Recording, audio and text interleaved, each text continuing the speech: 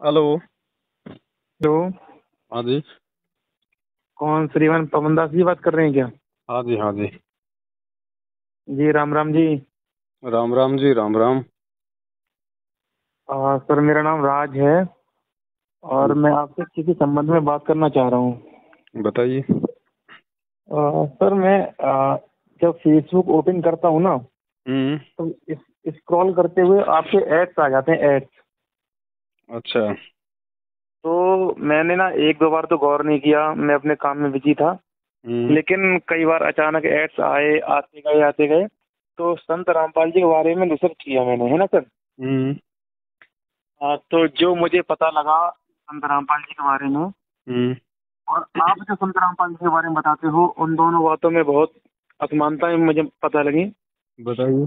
तो सर मैं आपसे बस इतना पूछना चाहता हूँ कि आप संत रामपाल जी को इतना महत्व क्यों देते हैं सर?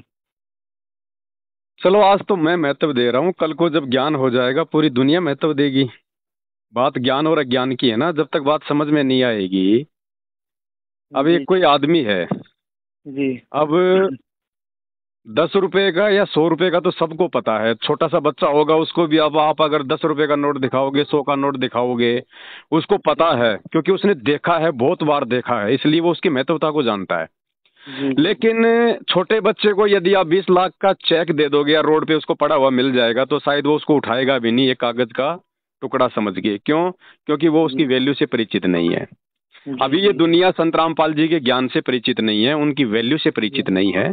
इसलिए लोग उन्हें महत्व नहीं दे रहे हैं, और जिनको वैल्यू का पता चल गया वो फिर पीछे कैसे हटेगा। रही बात, आप उनको जेल में देख रहे हैं वर्तमान में, कोई बड़ी बात नहीं है। 4 युगों का इतिहास उठा के देख लो। जब भी कोई महापुरुष इस धरती पर आया है लोगों के उद्धार के लिए, उनको सही रास्ता दिखाने के लिए, चाहे श्री राम हो, चाहे श्री कृष्ण हो, चाहे अन्य कोई महापुरुष हो, उनको इस प्रकार की यातनाएं आम बात हैं। श्री जी रामचंद्र जी को भी 14 साल का वनवास काटना पड़ा, श्री कृष्ण जी का जन्म ही जेल में हुआ, 33 करोड़ देवी देवताओं ने रावण की जेल काटी, महात्मा गांधी जी ने अंग्रेजों की जेल काटी। कोई भी जी व्यक्ति देख लो आप, जो व्यक्ति सत्य पे चलता है और दूसरों को सत्य पे चलने की प्रेरणा देता है, उसको इस लोक में इस प्रकार की यातनाएं सहन करना एक आम बात है। लेकिन ये हमारा दुर्भाग्य होता है कि उनके रहते सहते हम लोगों की बातें सुन सुन के, मीडिया की बातें सुन सुन के, हम लोग सच्चाई की गहराई में ना जाके उन लोगों की बातों को सत्य मान के उस आदमी से जो है बल्कि द्वेष कर लेते हैं। लेकिन हम इंसान हैं, परमात्मा ने हमें जानवरों से भिन्न ये शरीर दिया है, जानवरों से भिन्न हमारे को सोचने समझने की शक्ति दी है। हमने खुद भी अपने कॉमन सेंस का प्रयोग करना चाहिए। पहले हमने उनके बारे में विस्तार से जानना चाहिए, और किसी भी व्यक्ति के बारे में विस्तार से जानने का तरीका सबसे बेटर यही है कि हम उस व्यक्ति के विचार सुने। तो आपने कुछ दिन उनके सत्संग सुनने चाहिए। सत्संग सुनने से आपको पता चलेगा कि दुनिया क्या कह रही है और वास्तव में संत रामपाल जी क्या है। ये कोई बड़ी बात थोड़ी है भाई साहब। आज हमारे भारत देश की जेलों में 90% लोग बेचारे दूसरों के सताए हुए पड़े हैं, जो कमजोर हैं, जो आर्थिक स्थिति से जो कमजोर हैं, जिनका कोई सहारा नहीं है। ज्यादातर निर्दोष लोग बेचारे जेलों में पड़े हैं। जी बिल्कुल सही तो बात है। ये तो कोई बड़ी बात नहीं है। आप देख लो, सर्च कर लो यूट्यूब पे, उनके सत्संग सुन लीजिए कुछ दिन। अगर समझ में आती है कि वास्तव में उनका ज्ञान। अभी सर अभी सर एक मेमोरी कार्ड बहुत ट्रेंडिंग में चल रहा है, उसका थोड़ा बताएंगे मुझे वो क्या है? मेमोरी कार्ड ऐसा है, वो संत रामपाल जी के मुखारविंद से 50 घंटे की वो अमृतवाणियां हैं। अमृतवाणियां क्या हैं? अभी तक केवल दुनिया 4 वेदों के बारे में जानती है, जबकि 4 वेदों का बाप है सूक्ष्म वेद। हिंदी भाषा में उसको कबीर सागर कहते हैं। कबीर सागर हाँ से भी उत्तम जो ग्रंथ है वो आदरणीय गरीबदास जी महाराज जी, जो कि गांव छुड़ानी, जिला जज्जर, हरियाणा में आज से 300 साल पहले हुए थे। हाँ हाँ हाँ। उनके सदग्रंथ साहिब में 24,000 वाणियां हैं, जो चारों वेदों को मिला के भी ज्यादा है। वो वास्तविक ज्ञान है, लेकिन वो ज्ञान जो है वाणियों में है, वो कोड वर्ड में है। तो ये जो हाँ 50 घंटे का जो मेमोरी कार्ड है 32 GB हाँ का, इसमें वो गरीबदास जी की 24,000 वाणियां संत रामपाल जी ने अपने मुख कमल से बोल के जो है बल्कि उसमें डाली हुई हैं, जिनका पाठ करने से वाणी का लाभ तो मिलेगा ही मिलेगा। लेकिन उन वाणियों को समझेगा वो जिसने संत रामपाल जी के सत्संग सुने हुए हैं। क्योंकि संत रामपाल जी ने जो सत्संग किए हैं आज से पहले, वो उस आदरणीय गरीबदास जी के ग्रंथ के ऊपर किए हैं। इसलिए जो उनके ओ सत्संग जो काफी समय से जो लोग सुन रहे हैं ना, उनको ये हाँ वाणियां समझ में आएंगी। जैसे एक व्यक्ति को रामायण का पता ही नहीं कि रामायण क्या है, राम क्या है, रावण क्या है, और उसको यदि कोई चौपाई सुनाई जाए रामायण की, तो वो क्या समझेगा? नहीं समझ पाएगा ना। नहीं और बिल्कुल जिस सही बात व्यक्ति ने रामायण को सुन रखा है, बार बार सुन रखा है, और फिर यदि कोई दोहा बोल के रामायण का सुनाया जाए, तो पूरी रामायण उसके दिमाग में आ जाएगी। अच्छा सर, थोड़ी सी कंफ्यूजन हमें ये रही, जी। जैसे कि आप श्री संत रामपाल जी महाराज को एक भगवान भगवान की उपाधि देते हो सर, है ना? जी। तो आप डायरेक्टली गरीबदास जी को ही भगवान की उपाधि क्यों नहीं देते फिर? गरीबदास सर जी भी भगवान थे, कोई दो राय हाँ। नहीं। कबीर जी भी भगवान थे, जो गरीबदास जी थे वो भी कबीर जी के ही अवतार थे, यानी कबीर जी थे खुद। और आज जो संत रामपाल जी हैं वो भी खुद, चाहे उनको गरीबदास कह दो चाहे आप उनको कबीर जी कह दो, लेकिन संत रामपाल जी को महत्व देने के पीछे रीजन ये है कि हमारा जो उद्धार है वर्तमान में, हमें जो ज्ञान देगा, जो नाम देगा, हमारा जो मोक्ष करेगा, जो सही रास्ता दिखाएगा, वो दिखाएगा जो वर्तमान में धरती पर आप और हमारी तरह इंसान रूप में सशरीर भाई जो प्रकट है। अब गरीबदास जी को हम भगवान तो बोल देंगे, लेकिन क्या गरीबदास जी हमें ज्ञान दे देंगे? क्या हमें वो नाम दे देंगे? हमें कोई मन में शंका होगी तो हम गरीबदास जी से हम बात कर सकते हैं? नहीं कर सकते, क्योंकि वो पास्ट में चला गया। इसलिए उनको महत्व दिया जाएगा आज वर्तमान में। जैसे मुख्यमंत्री, आप कहाँ से हैं? मैं यूपी से हूँ सर। जैसे यूपी में भाई पहले कभी अखिलेश यादव जी थे मुख्यमंत्री, जी जी वो भी मुख्यमंत्री थे, और आज जो मतलब योगी जी हैं मुख्यमंत्री। जी। तो वर्तमान में महत्व किसका रहेगा?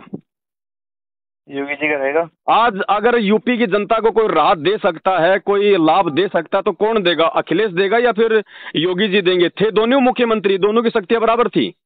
जी जी जी। तो ऐसे ही वर्तमान में जो जो प्रेजेंट जो गुरु होता है ना, हाँ। उसको भगवान मानने से ही बात बनेगी। इसीलिए खुद जो है कबीर जी ने कहा है कि गुरु और गोविंद दोनों खड़े में किसके लागू पाए, बलिहारी गुरु आपना जिसने गोविंद दिया बताए।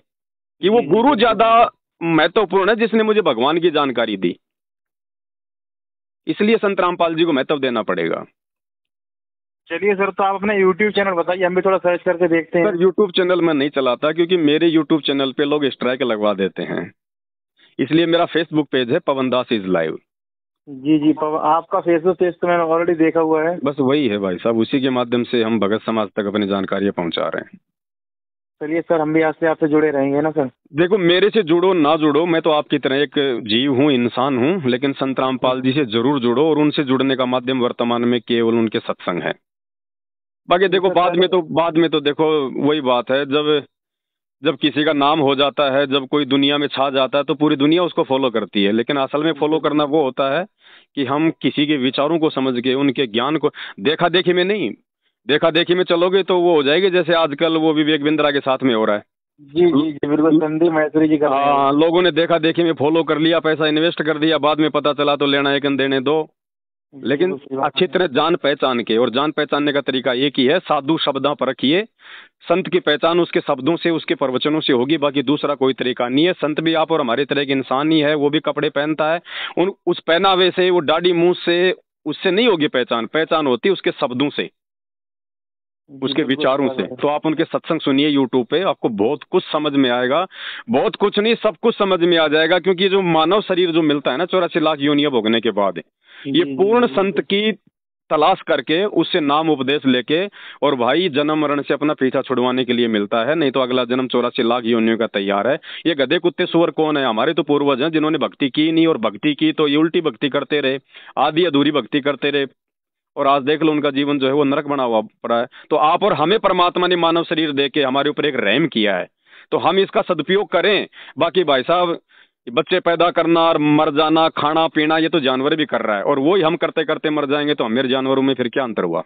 जी बिल्कुल बिल्कुल सही बात है सर। ये विशेष शरीर परमात्मा ने विशेष बुद्धि हमारे को इसीलिए दी है कि हम भाई, अब इस बुद्धि से हमने मकान बना लिए, गाड़ियां बना ली, किस लिए बनाई? ताकि भक्ति में हमारे को सहयोग मिले, हमारा समय बचे।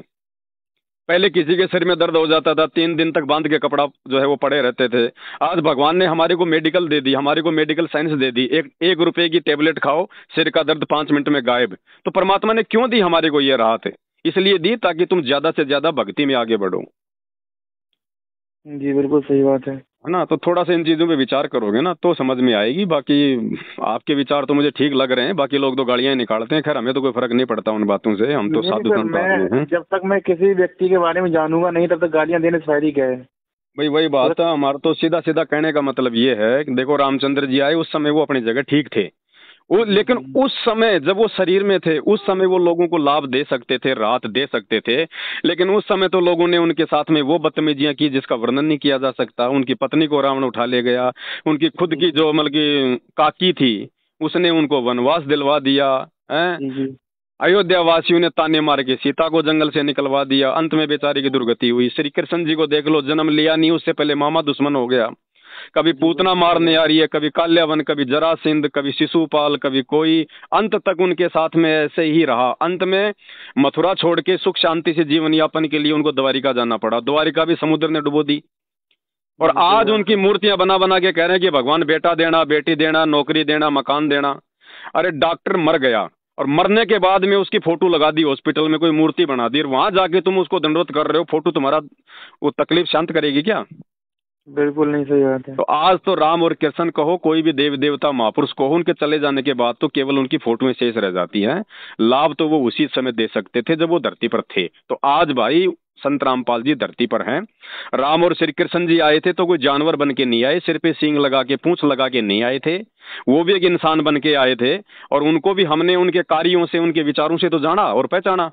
तो जी ऐसे ही आज बिल्कुल अगर सही बात। भगवान आएगा तो भगवान फिर कोई जानवर बन के थोड़ी आएगा, सींग लगा के थोड़ी आएगा। हमने उनके विचारों से ही उनको जानना पड़ेगा, पहचानना पड़ेगा। जी सही बात है, बिल्कुल। तो आप विचार करो, बस हमारी तो यही प्रार्थना है। ठीक है सर, हम जुड़ते हैं। कहाँ से हैं आप जी? सर मैं यूपी से हूँ, डिस्ट्रिक्ट मैनपुरी से। चलिए, बहुत अच्छी बात है, आपके विचार बहुत अच्छे हैं। मालिक ने अगर दया कर दी तो आप उनके सत्संग सुनिएगा। अगर समझ में आ गया तो जीवन धन्य है। अन्य भाई साहब, आप चाहे राष्ट्रपति बन जाना, चाहे प्रधानमंत्री बन जाना, अंत में दुर्गति है और कुछ नहीं है इसके अलावा। जी सर, अगर मुझे अच्छा लगा ना तो मैं आपके पास कॉल करूंगा, लेकिन आप कॉल पिक कर लेना, ठीक है सर? ठीक है जी, ठीक है। क्योंकि सर आप कॉल पिक नहीं करते, मैंने 2-3 बार और भी ट्राई कॉल किया था। पिक भाई साहब क्या कर रहे हैं, अब दिन में हजारों फोन आते हैं, बहुत सारी सेवाएं जी भी होती हैं, इसलिए मैं तो जो बात बोलनी होती है लाइव में बोल देता हूँ। अब ये तो चलो, मैं कहीं जा रहा था, अचानक से परमात्मा ने प्रेरणा की कि आपसे बात करवानी थी, इसलिए आपका कॉल मैंने उठा लिया। जी सही बात है, बिल्कुल। नाम क्या आपका? मैं सेव कर लूंगा आपका। सर मेरा नाम है राज। राज जी, ठीक है राज जी जी, सर। आप यूट्यूब पर संत रामपाल जी के सत्संग जरूर सुनते रहिए जब भी आपको समय मिले, है ना। जी जी और जी। कोशिश ओ। कीजिए समझने की, क्योंकि शास्त्र प्रमाणित है वो सत्संग, कोई मुंह से फालतू में बोले हुए नहीं है। लोगों की तरह मीठी मीठी ये कृष्ण और सुदामा की, राम और भिलनी की खाली ये कथाएं सुना सुना के लोगों का मनोरंजन नहीं किया गया, शास्त्रों को दिखाया गया है। क्योंकि भक्ति का विधान है शास्त्र। देखो, आज ना कोई राम से मिल के आया, ना कोई आज श्री कृष्ण जी से मिल के आया, लेकिन फिर भी लोग उनके बारे में जानते हैं ना। तो उनको कहाँ से ज्ञान हुआ? शास्त्रों से तो हुआ। जी जी तो बिल्कुल सर। भक्ति भी तो शास्त्रों में ही है, फिर उनकी प्राप्ति का जी मार्ग भी तो फिर शास्त्रों में ही है। जी सही बात है सर। तो शास्त्रों को संत रामपाल जी ने खोल खोल के दिखाया है, जो पूरे विश्व में किसी भी संत ने नहीं दिखाया। क्योंकि जो ज्ञान संत रामपाल जी को है वो ज्ञान किसी और को हो ही नहीं सकता, सिवाय उन भक्तों के जो उनसे नाम दीक्षा लेके या फिर जो उनके सत्संग सुनते हैं, उनके अलावा। बिल्कुल सही बात है सर। ठीक है बड़े भाई, मैं इस नंबर से